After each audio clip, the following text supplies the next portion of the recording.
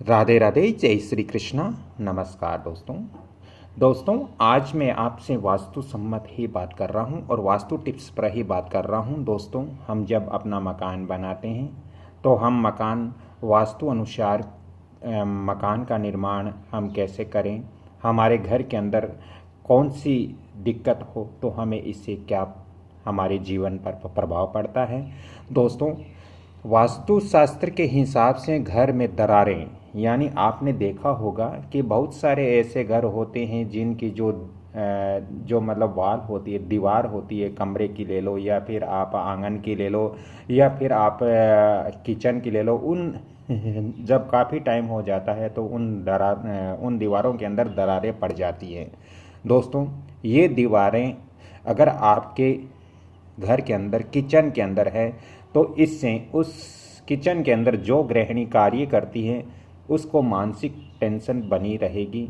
साथ ही दोस्तों, अगर ये दीवारें दीवार अगर आपकी बेडरूम की हैं, आपके शयन कक्ष की हैं और उस दीवार में यदि दरार है तो वहाँ पर पति पत्नी के आपस में कलह कलेश रहेगा, झगड़े रहेंगे। दीवार के अंदर दरारों का मतलब है दोस्तों कि दीवार कहीं से फटी हुई, यानी दीवार के अंदर कहीं से जो पलस्तर है वो फटा हुआ जैसा हमें प्रतीत होता है।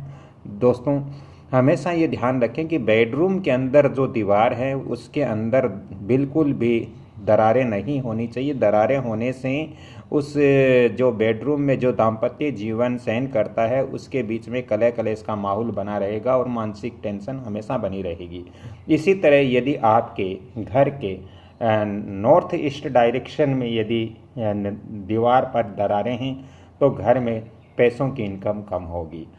अब दोस्तों, दरारें किसका प्रतीक हैं? तो ज्योतिष शास्त्र के अनुसार और वास्तु शास्त्र के अनुसार जो घर में दीवारों के अंदर दरारें होती है वो राहु का प्रतीक होता है।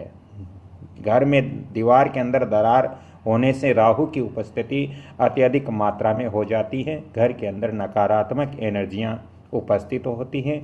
इसलिए घर के अंदर किसी भी दीवार के अंदर दरार कदापि आपको नहीं रखना है। दोस्तों, दूसरा जो टिप्स है वो वास्तु के हिसाब से घर के आसपास का वातावरण कैसा होना चाहिए। दोस्तों, हमारा जो मकान है, हमारा जो घर है, इसके आसपास किसी प्रकार का कब्रिस्तान या शमशान घाट या फिर शराब इत्यादि की दुकान भी नहीं होनी चाहिए। साथ ही इसके आसपास के वातावरण में ज़्यादा शोरगुल नहीं होना चाहिए। ज़्यादा शोरगुल होने से वहाँ आपकी शांति भंग होती हैं और जिससे आपको मानसिक तनाव हर समय बना रहेगा। तीसरा टॉपिक है दोस्तों, वास्तु अनुसार कम ऊंचाई वाले कमरे, यानी हम अपने घर के अंदर आजकल सेलिंग का उपयोग करते हैं। सेलिंग अपने कमरे या अपने जो मकान है उसके पूरा सेलिंग बना देते हैं। तो इससे क्या है दोस्तों कि उस सेलिंग के नीचे जो व्यक्ति रहते हैं उनको मानसिक दबाव बना रहता है, क्योंकि कमरे की जो हाइट है वो कम से कम हमें 9 फीट रखनी बहुत ज़रूरी है। 10 फीट रखते हो तो सर्वोत्तम उत्तम है, लेकिन 9 फीट तो होना ही चाहिए। दोस्तों, अगला जो टॉपिक्स है वो वास्तु के अनुसार वायव्य कोण हमारा कैसा रहना चाहिए। वायव्य कोण में यहाँ आपको पहले बता देता हूँ कि कौन सा होता है। वायव्य कोण दोस्तों हमारा वेस्ट और नॉर्थ के बीच का जो डायरेक्शन होता है, ये जो डायरेक्शन होता है इसको वायव्य कोण कहते हैं। तो ये नॉर्थ वेस्ट का डायरेक्शन है।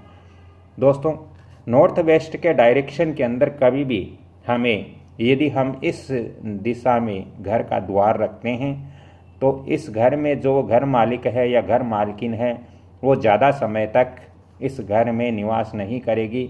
उनका ज़्यादातर समय है वो बाहर ही निकलेगा, घर से बाहर ही निकलेगा, किसी यात्रा में या किसी भ्रमण के अंदर ज़्यादातर समय वो बाहर ही रहेंगे। दोस्तों, ऐसे घर में अगर वायव्य कोण में मुख्य द्वार हमने बना रखे हैं और यदि वास्तु सम्मत नहीं है तो इस घर में आर्थिक तंगी आएगी, कर्ज बहुत बढ़ जाएगा। दोस्तों, वायव्य कोण में हमेशा ही आपको, जब गृह निर्माण आप करते हो तो उस समय वायव्य कोण का जो डायरेक्शन है उसके अंदर हमें 11 चांदी के सिक्के यदि ज़मीन के अंदर दबा कर रखते हैं तो ये बहुत ही अच्छा है, क्योंकि ये वायव्य कोण कहीं न कहीं कुबेर का कोण भी माना जाता है, ये धन का कोण भी माना जाता है। दोस्तों इस डायरेक्शन का जो देवता है वो ग्रह है वो चंद्रमा ग्रह है। तो यहाँ पर आपको चांदी के सिक्के, जब आपका मकान बनता है तो यहाँ पे 11 सिक्के आपको दबाने बहुत ज़रूरी होता है वास्तुशास्त्र के अकॉर्डिंग। दोस्तों आज की ये मेरी जानकारी आपको अच्छी लग रही है तो मैं आप सभी से निवेदन करता हूँ कि आप इस वीडियो को जितना ज़्यादा हो सके लाइक करें, शेयर करें और सब्सक्राइब करें। बेल आइकॉन घंटी के निशान पर भी क्लिक करें। यदि आपको ज़्यादा ही वास्तु और ज्योतिष संबंधित विचार विमर्श करना हो तो इसके लिए आपको अलग से चार्ज पे करना पड़ेगा। ऑन द स्पॉट विजिट करवाना चाहते हो तो इसके लिए भी आपको अलग से चार्ज पे करना पड़ेगा। मैं आपको फ़ोन नंबर भी दे रहा हूँ 7901718402। राधे राधे। अगली कड़ी में फिर मिलता हूँ, तब तक के लिए आप सभी से मैं निवेदन करता हूँ कि इस वीडियो को आप जितना ज़्यादा हो सके आगे शेयर करें, लाइक करें, सब्सक्राइब करें और बेल आइकन घंटी के निशान पर क्लिक करें। राधे राधे। जय श्री कृष्णा। धन्यवाद।